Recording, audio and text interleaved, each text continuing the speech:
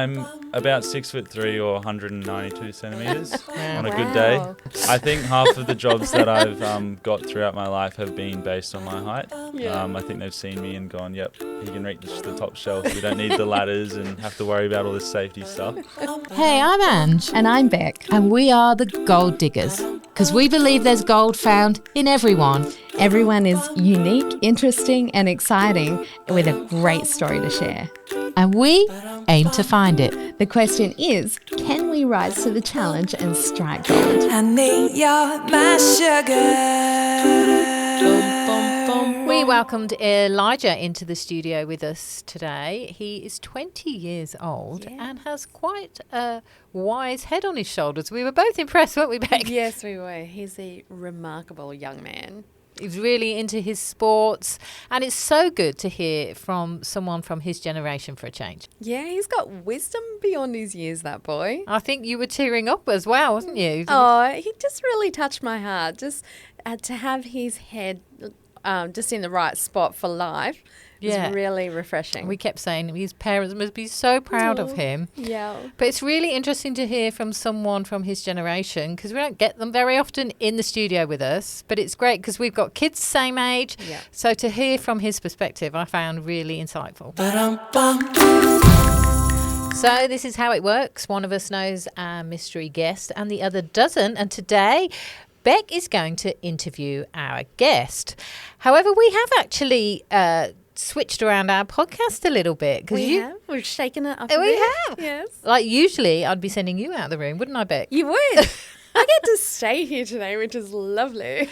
So stay with us, because what we've done this time is actually we are inviting the guest in. So Beck has a surprise moment of... Who's this mystery guest? I think we should have some theme music for this. Yeah, like mystery, maybe. Yeah. No. Who is today's guest? Yes. So I'm going to give you a little bit of an intro. Okay.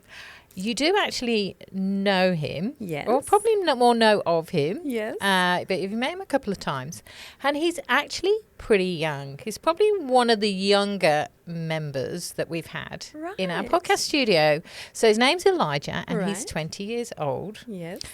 And I think he's got a lot of wisdom to share. Awesome. So just one point you can pick out about him is talk about anything sport and you're winning. All right. I don't know anything about sport, Ange. I know. Sorry, I've done it again. For me.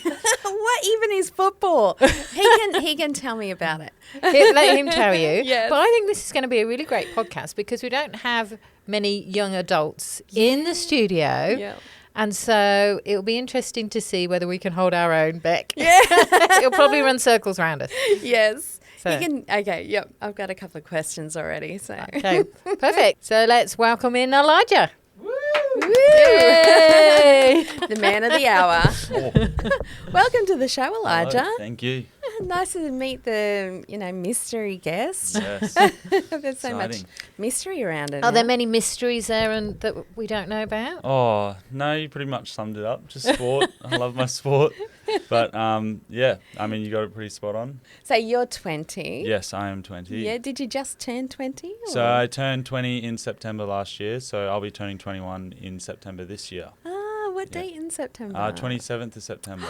I'm the 26th. Oh, really? Amazing. Oh, there you go. See, there you go. Twins. There we go. That's pretty cool. Similarities already. Yeah, just a few decades between that age, but yes. Only a few, I think, yes. And so have you always lived on the coast? So I was born in Brisbane and I lived there for 4 years. Yeah. And then my family and I moved to Alice Springs, right dead centre in Australia, that was quite a fun time, and that was for 4 years as well. So how old were you then when you moved to Alice? So, I was 4 till 8 years old. Wow, so that's a just good started chunk of your middle childhood there. And then we moved back to the sunny coast, and I've been living here ever since, so about 12 years. Right. Yeah. So as a 4-year-old, 4 to 8-year-old living in Alice Springs, I guess being so young, you would have kind of grown to feel like that was a natural part of growing up. Yeah? Just a normal part of life. Yeah. And then moving to the Sunshine Coast, was that then like a bit of a cultural shock to you? It wasn't too crazy because we had family, like my grandparents lived here on the coast, and we would visit them quite often after being out in Alice Springs, and even growing up in Brisbane. Not that I remembered much, but I don't know, it kind of always felt a bit like home, and Alice Springs was kind of away from home, but it was really cool growing up in Alice Springs. It was very different, and looking back on it, I'm very glad that I grew up there because it was just a very great experience out there. And what are the standout points of Alice that you remember? I just remember it just being a very small community, and I mean, when I was living there, it was a very safe place, and it just felt like a sense of small community, and like you kind of knew everyone in your area, and there wasn't like heaps of influence from outside. It kind of just felt like your own little, I don't know, bubble that you were living in. Yeah. And it was perfect for me growing up. It was just like a nice little kind of playground out there, and lots of different, So you say you've got a great love of sport. Mm. Would you say that your love of sport began in Alice? Is that Probably, yeah. I first started playing soccer, and I played that for quite some time, and there wasn't like heaps of sport out there, and that was probably one of the only ones. But playing out there was, it was quite fun, and then obviously carried it on to coming back here on the coast. Yeah, great. Yeah. So where has your sport taken you? Well, I played soccer for quite some time, maybe till I was about 12, and then switched over to basketball because of my height. Yeah. And then... Let's just give context. How tall are you? I'm about 6'3" or 192 centimetres on a good Wow. day. That's why I feel so short next to you. Yeah. So you can reach the top shelves then, can't you? Oh, yeah, definitely. I say that because because I asked Dara when he was younger, are you going to take care of your parents when you get older? And he said to me, well, yeah, who else is going to reach the top shelves? So, it's pretty good when you've got a tall son. I think half of the jobs that I've got throughout my life have been based on my height. Yeah. I think they've seen me and gone, yep, he can reach the top shelf. We don't need the ladders and have to worry about all this safety stuff. Just put him straight in and reach So the top basketball definitely suited you then. Yes. And so I carried on with that for quite some time, and I've played it, for quite a while, and really took it quite far, and was playing at a pretty high level on the Sunshine Coast for Sunshine Coast Phoenix, and only recently I've kind of stopped playing because I ended up going to the snow and doing some snow seasons there, and then actually this year I've just started playing AFL. So this is my first year playing AFL, but my dad's played it basically his whole life, and I've always kicked a footy with him but never played like proper, so this will be an interesting change this year. So you were born into a sport-loving family. Yes, no. Yeah. Well, that would definitely have a big influence. Yeah. I think the interesting thing around basketball, because when we first met you, you were very much into your basketball. That seemed to be the career path that you were going to take. And I remember you'd kind of got a few things mapped out that definitely you were going to pursue basketball. But then COVID came, didn't it? And it kind of just changed all your plans to actually be able to pursue that. You were thinking about going to America at one point. Kind of how was that for you when you suddenly had to, all your dreams were to do basketball, and then COVID hit and you weren't able to pursue it? That's a good question because like you said, I was looking to go to America and do college, and I had it pretty much mapped out, and I was really looking forward to it. And then you had COVID came, you had all those Black Lives Matter movements, and there was a lot of America just didn't look like the safest place to be, and it kind of all came, and it at the time it was a bit like, it was like frustrating but also a little bit like disappointing because I was looking forward to going over there, but I kind of saw it and just tried to look at different ways I could go with it. So we kind of thought, Australia still has a pretty good basketball program that's actually getting much better. So we were considering just staying here. And then, it kind of just, other doorways opened after that one was shut. So, that's pretty much how I live most of my life. There's doorways, and if one shuts, another one always opens, and I usually will then go through the door that's opened. And did you feel shattered by that, or did you just kind of look at it logically and go, okay, well, I can't, so I'll try something else? Yeah, I don't think I would say I was shattered. I was definitely disappointed, but it wasn't like the end of the world for me, because I knew like there's always something else, and it's not the end of the world. So I think, I took a step back and looked at it logically and was like, yeah, there's definitely different ways around this. And, you know, at the time there wasn't any like clear sight in the future with everything going on. So I kind of just like, stepped back and took it one step at a time and just focused on what was happening right now rather than just trying to look too far into the future. And so, I have to say, I'm really proud of you for that. I mean, we've known you since, I don't know, how old were you? And we've probably like 10 or 11 or something. We've known you for a long while, good friends with my son.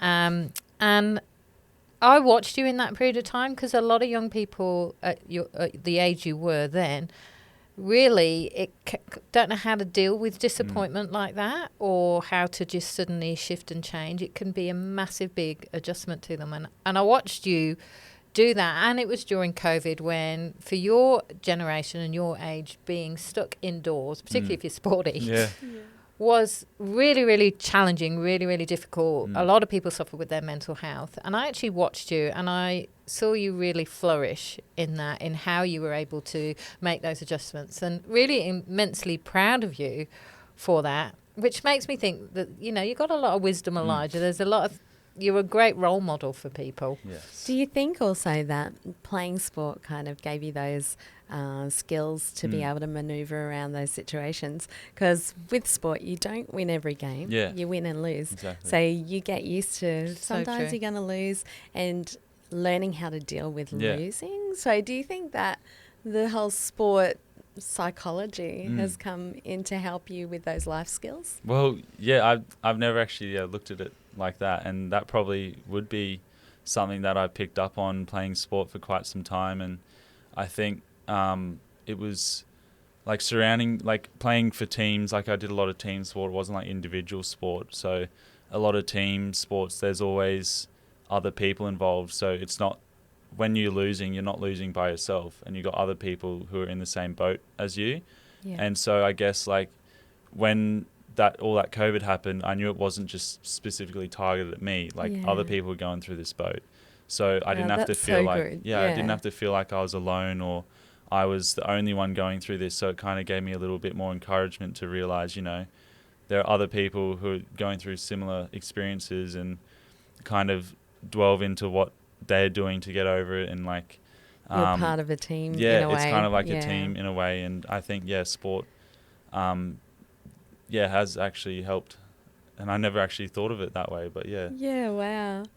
Because you're right, a lot of, or my perception of this younger generation is that handling of disappointment can be a struggle for them. And, we've put in there that everyone always wins, there's no losers. And that's just not real life. So I think sport is really great like that. Yeah. I think that with Darragh, like his music competitions, you win and you lose, you know. And so And you actually learn coping mechanisms, don't you? It's true. Through those things. Yeah. No, it's a great something to think about, really, for even parents raising children, is to get them into a sporting group. It's but very also beneficial. like helping your kids like deal with disappointment and deal with like, it's all good putting in sport, and I know a lot of very younger sports is always kind of that everyone wins, everything's all happy and here's a trophy, which I think has changed a little bit since when I was a kid, because even when I was a kid it wasn't like, obviously the very young age you kind of want everyone to feel involved, but as you get a little bit older, there's that kind of reality where, you know, not everyone wins, and that's the thing, but it's how you deal with it. That's the most important thing. Like, losing a grand final, say, if you don't want to be that person who's really salty and mad and like just frustrated. How would you say that your coaches over the years have inputted into you and your teams skills of how to deal with losing? Yeah, it's definitely, it's more about hard work and dedication, and my coaches have always taught me like, even if you lose, it just means there's always area for an improvement. So you go, what can you have done better? What can you improve on? So then, next season you can work on something better and better yourself. And even if it ends with the same result, you can at least look back and go, okay, have we improved from the last year or the last season? And if you can, then that's a success in itself. Yeah. So it's not necessarily all about winning, but, you know, you can have improvement and self-improvement in those years. And I think that's what my coaches over time in sport, and even like my dad and my parents have taught me, that there's always room for an improvement. And, you know, you can accept those hard losses, but when you accept it, it's what you're going to do with that loss. If you're going to take it on and work better, or if you're just going to take it and just give up kind of thing. It's so philosophical, isn't it? I know. I feel like I kind of wonder level with this. Well, that's right. He's very wise, Elijah is. But I kind of wonder, because obviously your dad is a sports teacher. Yes. Do you think, and a coach, and so do you think that having him as your father has really helped you to kind of implement those skills? I think it definitely has had an impact. And he's, being a sporty family, it's always, grown up in sport, and he's played sport, and I think he's also like sport coach as well. So he just knows the right way to coach, and kind of did help me learn some more things about like playing as a player. And I think his experience did help quite a bit, but it doesn't necessarily. Is he hard on you though? Like, does he push you hard? I wouldn't say he's like super pushy. Like, I've had other coaches who have been hard on me and pushy, but I think I would have preferred him not to be like that, because, you know, as a father, it's still good for him to push me, but not to the point where it's just like all out pushing and like really hard. Like, I think that's the job for the other coaches who aren't your dad. That's their job, because you don't have to see them every day and stuff. And so let's flip this a little Yeah. bit. We've talked about losing and skills of losing. Let's flip it. What's a good way to win? Good way to win. Great question. Because there are many ways that you can be a winner, but Yeah. they're not all good, are Yes, they? that's very true. Winning can also seem to have two kind of sides as well. Like, you know, you can win and be a humble winner, or you can win and kind of be a sore winner, as they say. And I think it's the same thing as losing, really. You're winning, but you can't just win and expect it to be all good, and like kind of settle and go, okay, we won, or I'm winning, I don't have to do anything else, because things can change like pretty quick, and you never know what's around the corner and stuff. So I think even winning, you can still prepare for other things, or you can still improve from where you were. Like, So it's like being grateful for the win, but knowing that next time you might not. Yeah, exactly. And I just love that perspective. That's so good. It's quite rare, or in my opinion, it's rare for someone your age to have such a good perspective like this. Well, it's more like winning and then preparing for, like, even as when COVID struck and that was all instant and no one knew that was going to happen.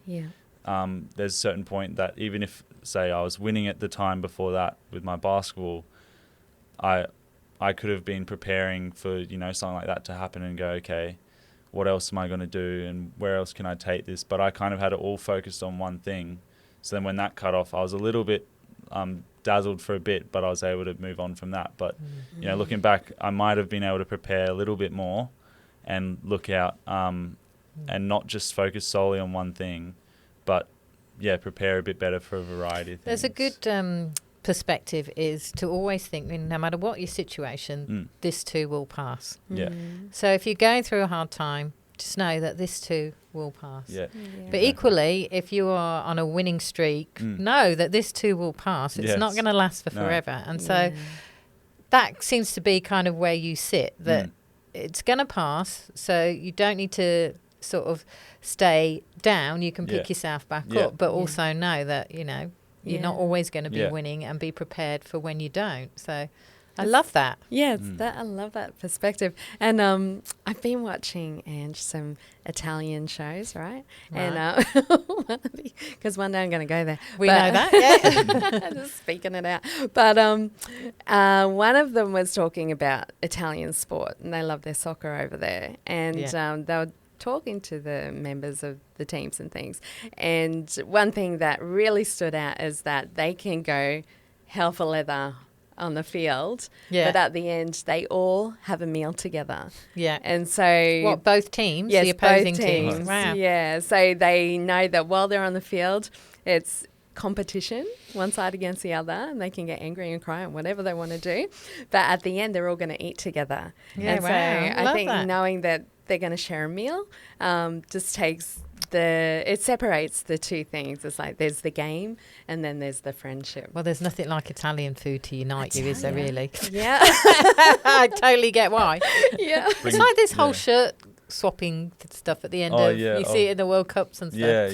Yeah, I really like that actually. There's a bit of I respect. think it's a good thing we should bring into Australia though. Like everyone has a meal together at the end of a game. That would be. But I'd like who's to paying? see. Yeah, I'd like to see that after a state of origin. Oh, you got yeah. Queensland, New South Wales all tackling, getting into fights, and then after, just having a nice meal. So let's sit That would down be and a have sight. dinner together.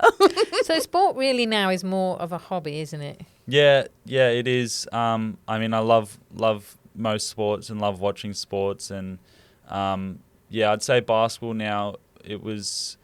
There was a point where I was really into it, but now it is more sort of a hobby. But I had to make a choice at some point whether I was going to sacrifice quite a lot of things and pursue it, or if I was going to, still play basketball but also focus on some other things. And I had to make the hard decision of I just wasn't prepared to sacrifice everything and put my hard work and all that into just that. So I kind of have put my hard work and other stuff elsewhere and Have spread you it gone out. into coaching like your dad? I'm doing some coaching at my school that I went to, and I just kind of help out here and there. Not like any professional coaching kind of thing, but I'll take a team here and there and do a bit of coaching. But I haven't fully gone into it yet. Yeah. But So tell me what you're doing with your life now. I am just kind of chilling at the moment. Yeah. I've just started a TAFE course doing construction and building, which is a diploma, and I'm working at a property in Budrum, doing a bit of property management. He's smiling because that's my property. Yes. Lovely house, lovely family out there. Well, that's good. I paid him to say that.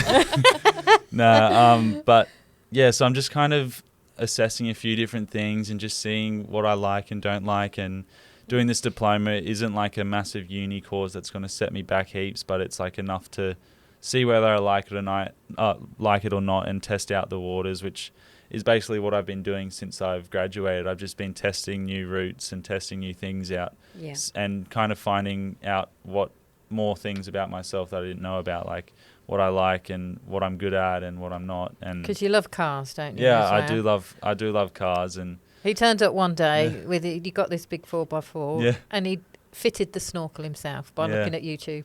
Yeah, it was pretty impressive, I have to say. I did quite a bit to that car, which I actually recently just sold. So that was a little bit sad to see a car that you've worked on go, but on to bigger and better things. But I've always loved cars and finding out, like now I've recently found out how much I love snowboarding as well. Like absolutely, probably one of my favorite things in the world at the moment. So when did that start? Well, it's quite a funny story. So I think when I was about 8, the Winter Olympics was on, and I was watching the snowboard cross on the TV, and I remember I'd have my little skateboard deck, and I took the trucks and the wheels off, and I'd be in front of the TV pretending I was snowboarding on the thing. And then I remember my parents, they loved this story as well. How old were you? I was about 8, I think. I thought it was last year, but no, 8, yeah, and then I drew out a like little snowboard cross map and like put it next to my bed and was like praying every night, like, oh, let it snow on the Sunshine Coast, please. That's quite a prayer. Yeah, I was like, please let it snow, and like I was just like doing everything, and then my dad had to come sit down on the bed and put his hand on my back and go, listen, we love that you're passionate about it, but it's not a reality. Like, it's not gonna snow on the Sunshine Coast, and we can't really just move down to the snow. I've been praying it'd snow on the Sunshine Coast this last month. It's ridiculous. And I was devastated as an 8-year-old boy. I thought that was the end of the world, as you do when you're 8. Yeah.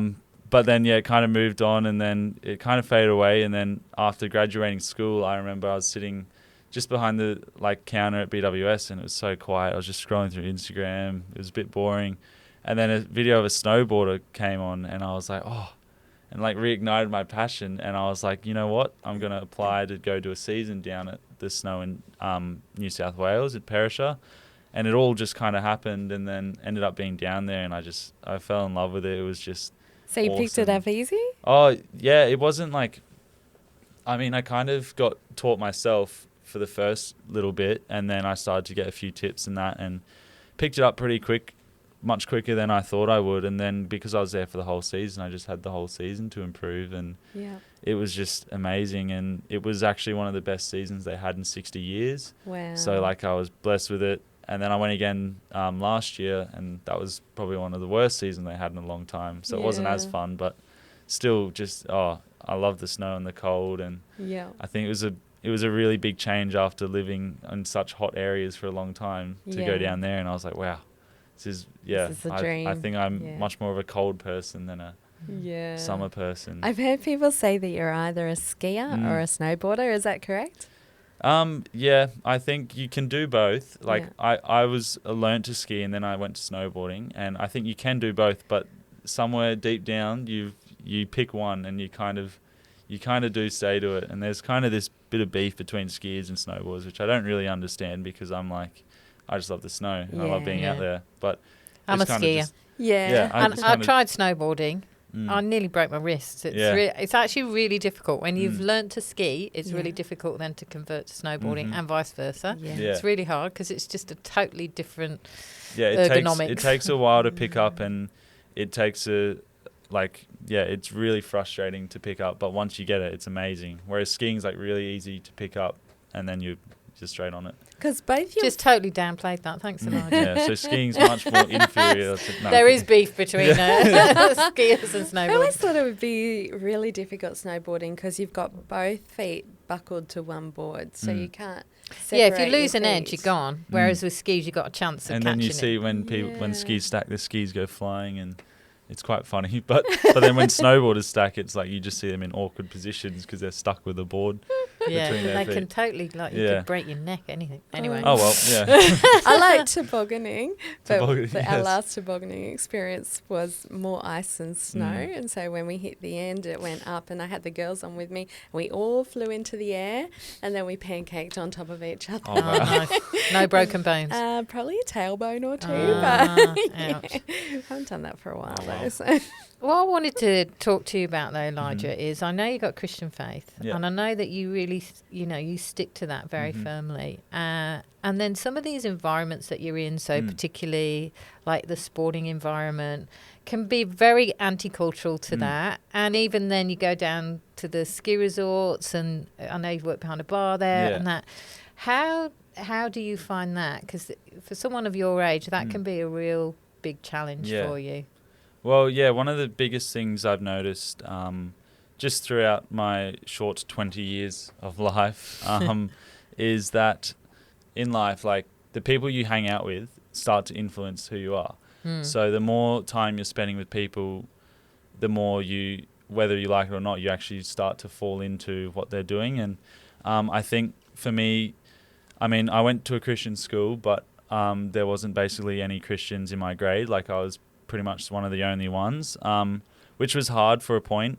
And it was hard being, one of the outliers, even though it was a Christian school. It was a little bit, you still felt a little bit out of place. And I think there was a point, maybe grade 6 to 8, which was quite hard as a teenager, not having those people to encourage you, and not having, good Christian friends to surround yourself with. But I think that really helped me to try and just not worry about that and focus on God more and get closer with him. And then it kind of got to the point where people matured, and started accepting me for who I was, and it made it a bit better. So towards the end of school, that was good.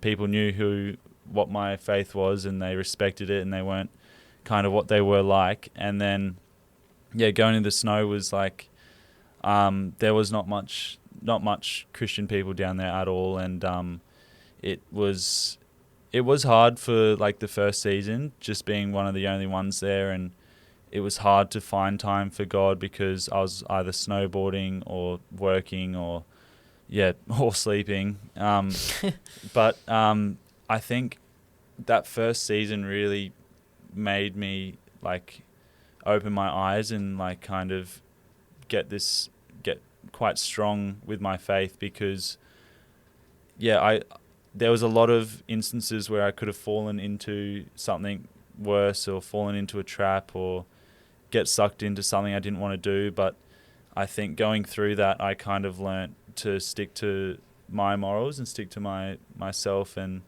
not have to worry about what other people think or worry about like all these other things. It is hard though, and that's why now that I'm back, I'm trying to surround myself with more people who are like me and more people who kind of had the same view and same morals, just to make it easier. You say in your short 20 years, but in saying that, I find it so refreshing to listen to young people, because you have a fresh outlook on life, right? Yeah. So, and I know with like listening to my boys and their thoughts on life, it's enlightening just to hear that fresh approach to it. Can you tell me how you found your faith to begin with?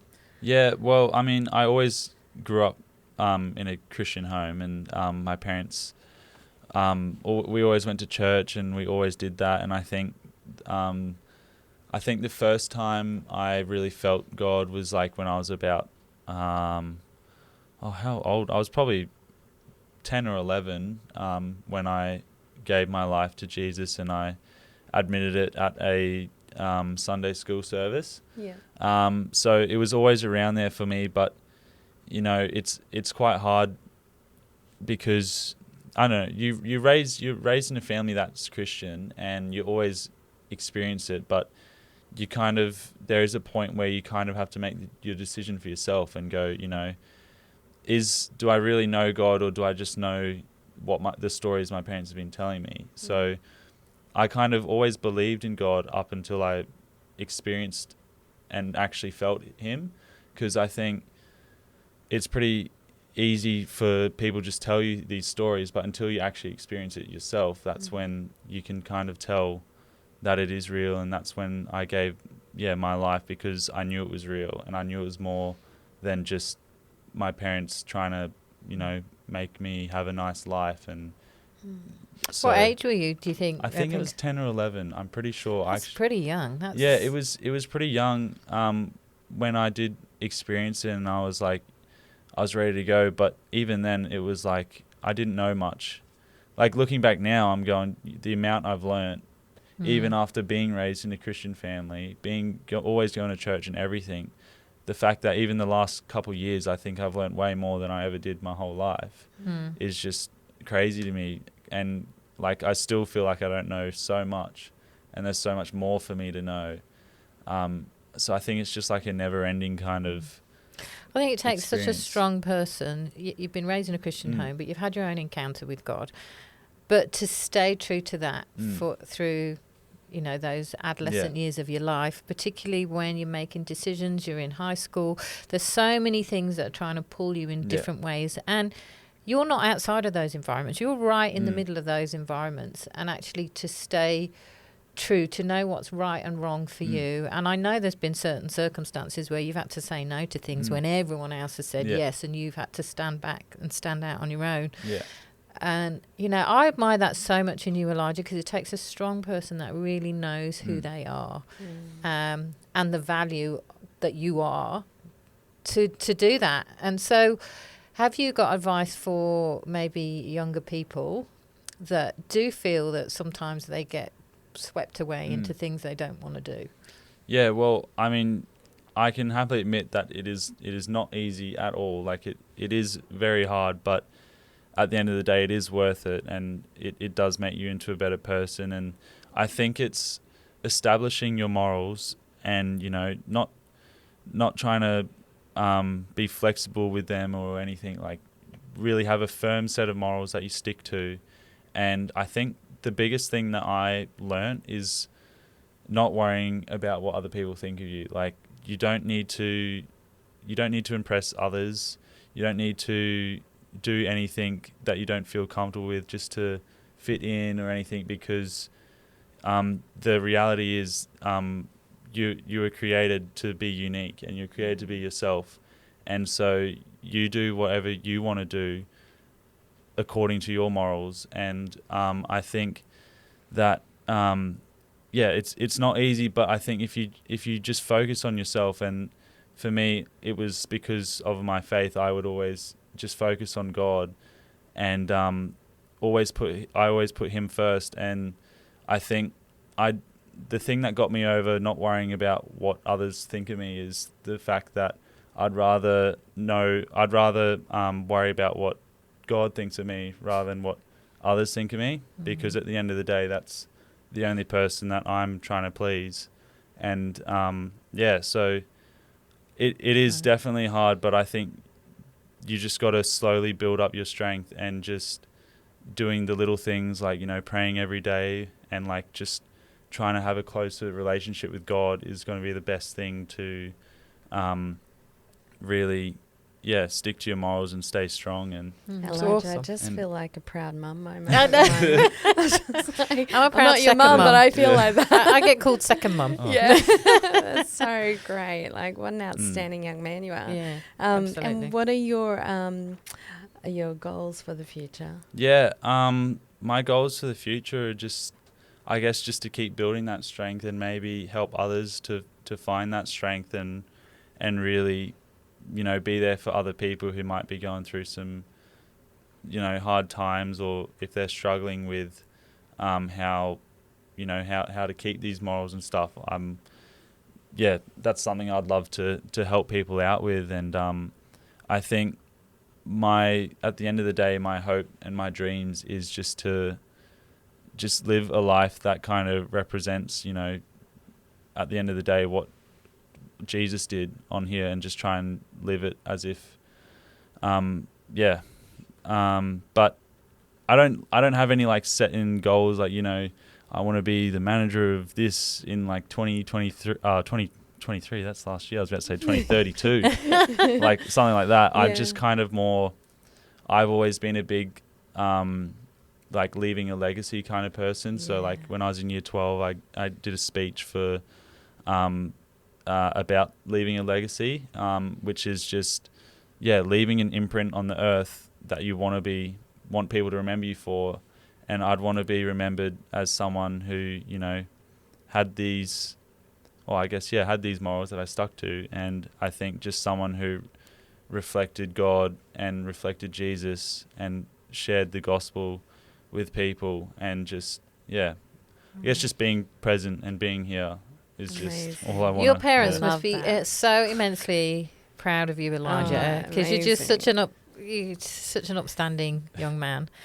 And I think, like, for any parents out there that do have young adults, what are the things that you felt that your parents did that have helped you to become the man that you are? I think just obviously first and foremost, I think just being present is one of the biggest things. Like, it's hard to obviously, I don't know, like coach someone, or it's hard to parent someone if you're not there. That's the first thing. So just always being there, and just on that point, because your parents work full time. Both so teachers. It's being present as in not necessarily time, but being present as in attention. Yeah. Is that what you mean? Yeah, definitely. That was like the next thing I was going to talk about is attention. And like, you know, I think as a young kid and young adults, I think they value your parent. You value your parents and their time more than even you might realize as a teenager. So, you know, there's times where every teenager goes through it, where they're in their little moods and stuff. But at the end of the day, I think they'll always look up to their parents. And I think it's just being a good role model for your kids. And, you know, when you're telling kids to do stuff or telling your young adults to do things, I think it's more telling them to do things that you can demonstrate yourself, like not asking them to do things that you haven't taught or shown or anything like that. I think just making sure, you know, you are the example. You're setting the example and you're being a role model to them, which I know is hard for people who have, you know, full-time jobs and everything. It doesn't mean you have to be there 24/7, but it's just when there's those moments, you make the most of all those moments. And I love that. It's actually really paying an interest in your in your lives of your kids as well, asking the right questions, making sure you're present. I love that. Well, yeah, because at the end of the day as well, like, I mean, you guys probably know as well how quickly they grow up. Like, especially with you, Dara just had his 21st. I know. So I know. I can't believe it's got a fine. Even me, I'm like 20 now, and it just feels like yesterday that I was in Alice Springs and I was a young little boy. But so I think just valuing that time, and you don't get it back, so you have to make the most of it. Exactly. Right. Yeah, make every day count. Yeah. I think we're probably ready for some gold. Beck? Yes, we are. And there's so much gold in you, Elijah. I mean, you've learnt to win well and you've learnt to lose well. And at such a young age, that is a massive lesson to begin straight away, isn't it? You encountered God at a young age and you've held on to him because it was a real thing for you that has stayed with you throughout all these years, and that has held you solid. And you have a solidness within you that is steadfast that I cannot see changing. I think that's what makes you a very strong young man.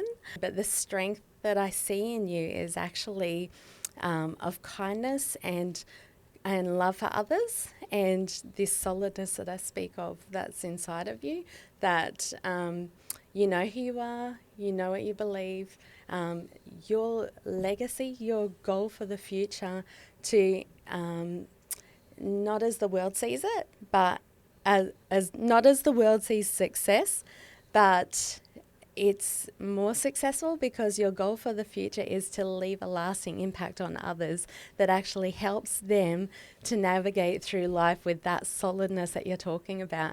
And that is beyond remarkable, Elijah. Like, you are going to have a successful life because of these things, not superficially, but in who you are, this full-bodied, solid, strong young man who will just be like a rock to everyone you meet. So I am just very impressed by who you are. Beautiful. And how you've grown. You're 20 years old. Incredible. So much life left ahead of you, but I think you're going to lead a lot of people to do the same and you know, be strong and steadfast, as you've said, Becks. You're the kind of person that people will want to have around them in their lives. Thank you. So why do you think he's in our life? Yeah. And my son's life? There you go. And well done to your parents. Yeah. Well done. So that's it for today's podcast. You'll find us on all the major podcast platforms. The podcasts come out every Wednesday.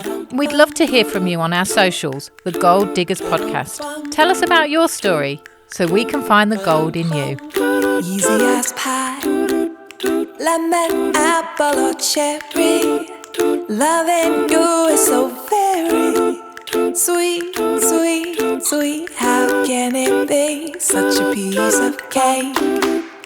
And your smile is the icing.